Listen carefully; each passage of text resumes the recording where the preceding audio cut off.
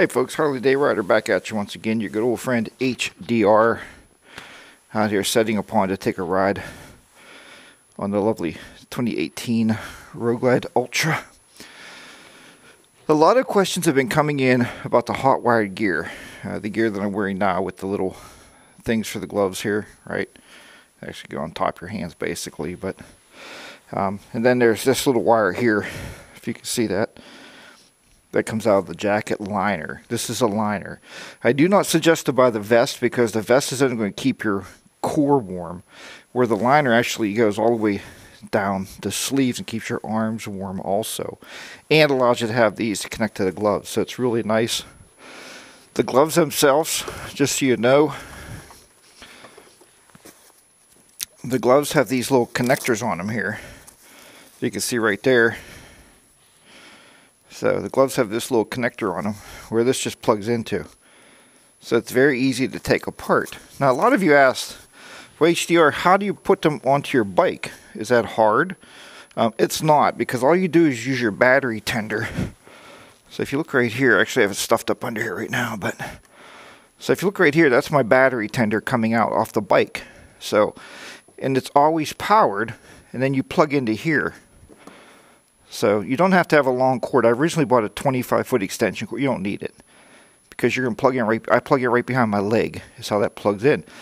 And I used to worry too about, well, if I get off the bike, will this pull the bike over? No, because it's set up and it's made and it's engineered to pull right out. It just pops right out of there. So you don't really have to worry about that. One word of caution I've learned with the gear itself is when you plug in, it will turn on. So you can turn the gear when it's plugged in. You can turn it on. But when you start the bike, the gear will go off. So that's why when I get on the bike, I'll plug in, I'll start the bike, and then I'll turn the jacket liner on. And also give it a few seconds to warm up. So just give it a few seconds. It doesn't take long to warm up. And I can tell you the highest setting is really, really hot. I mean, you're going to really be heated up out there.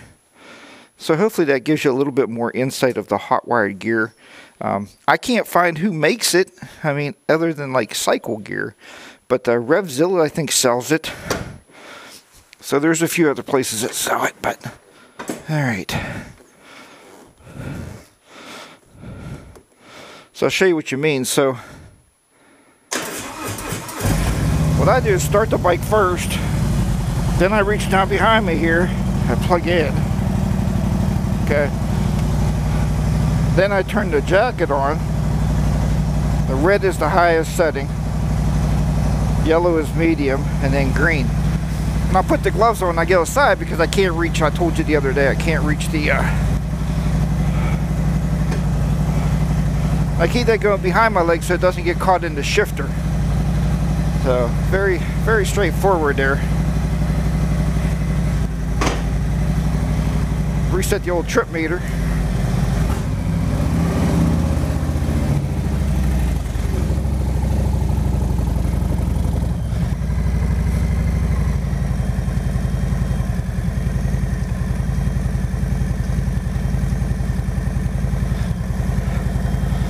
So I put the bike in neutral and then I get my gloves on.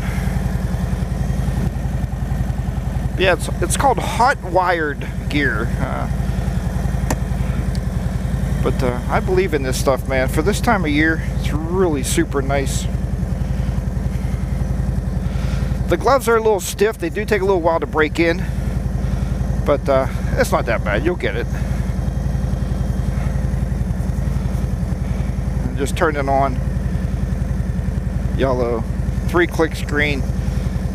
If you've seen it in one of my past videos, you can adjust this. You definitely can adjust this stuff on the go. It's not too difficult.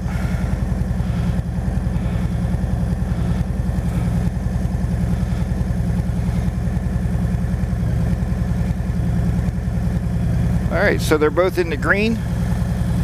Are good to go. That's good to go. I'll pull his face and shield down here. I'm good to go. Alright. Let's get underway. Take a little ride here. But yeah, the gear works exceptionally well. I mean, it is pricey, and I don't... The only reason I can think of that is because of their insurance, maybe, or something, selling this kind of stuff, because, I mean, you know, they don't want you to get burnt or get caught on fire or something weird, you know, but...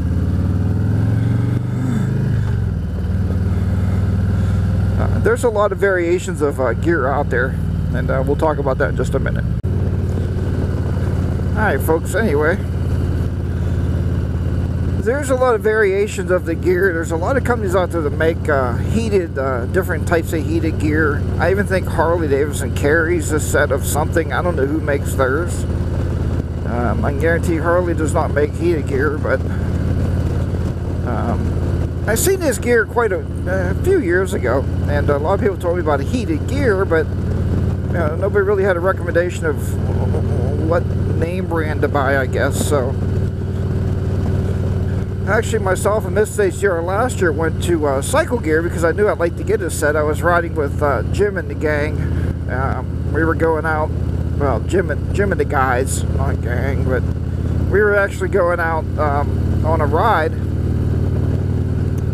And I knew that morning it was going to be 37 degrees when we were leaving, so I told Miss HDR the day before, I said, I'm going to go buy some hot, some heated gear. And I went down and talked to the guys at Cycle Gear, and I like Cycle Gear. I like Cycle Gear for a couple reasons. One, if you buy something there online, if it doesn't fit, and there's a store close by, you have an option. You go to the store and take it back and try it on. Or, at that part, like I said, we went to the store because I wanted to try it on and see which set fit me, and and how it feels on you and everything. And it was really super cool because they actually had a what the heck do you call that? Like a power supply set up, and you could actually plug in and fill the gear on, and then feel what it felt like to get warm. And they know how to sell heated gear, man. They convinced me right then that yeah, it works really, really well. I never realized how well it would feel until that first morning when I rode it that year when it was 37 degrees out. And we're riding like this. We're sitting upright, and Jim had his heated gear on, and the other two guys did not have heated gear. And they're all hunched over the tank and trying to stay behind the one guy didn't even have a windshield. I felt so bad for him. But yeah, so a lot of great comments. I appreciate all the comments on the Hotwire gear, or asking what kind of heated gear it is and how it hooks up. So hopefully this video will clarify that for you. And I imagine they all hook up pretty much the same way. Some of them have a temperature control. You magnetize it to your gas tank, and there's wires all over. To me, this is a minimal amount of wiring that you have to worry about. Mainly just the one plugged into the bike. There's no controller because everything's on the buttons themselves. So, of course, you lose that mid-range setting or something because you got low, medium, and high. But I tell you what, it's been fine. On the one video on the way to work, you seen I actually had to turn it up to medium because it was pretty nippy that morning. 33 degrees is a little on the cold side.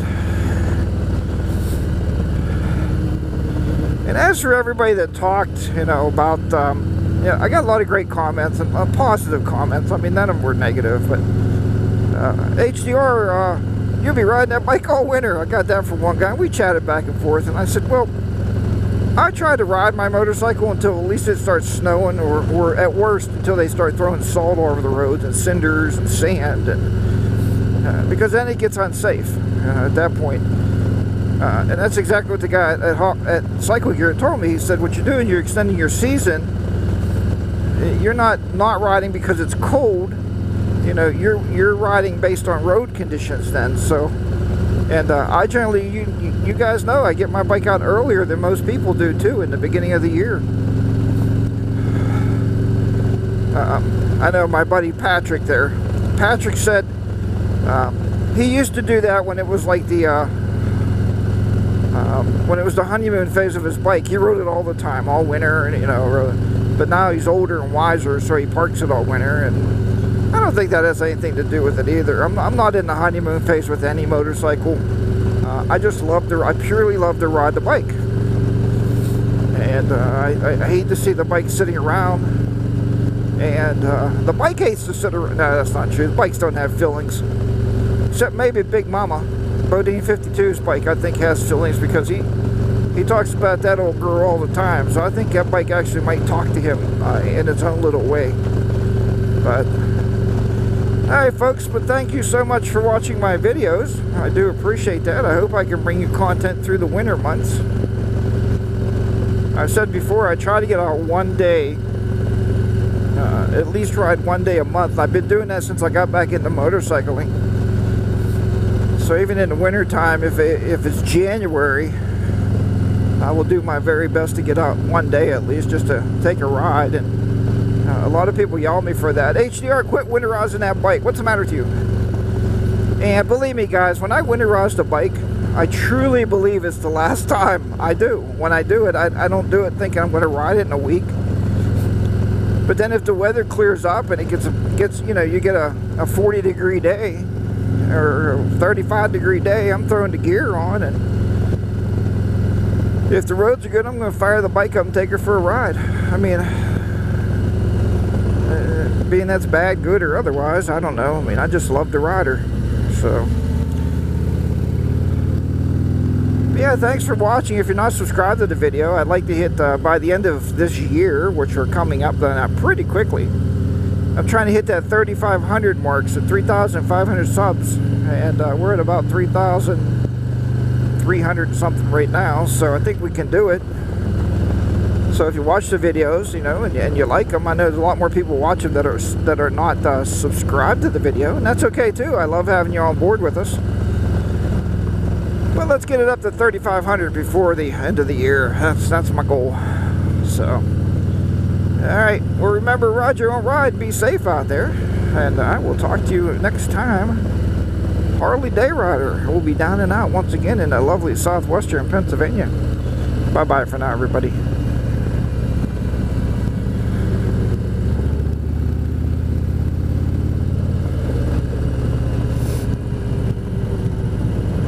A little bend. Nice garage right there. Ooh, nice garage. Soon, real soon.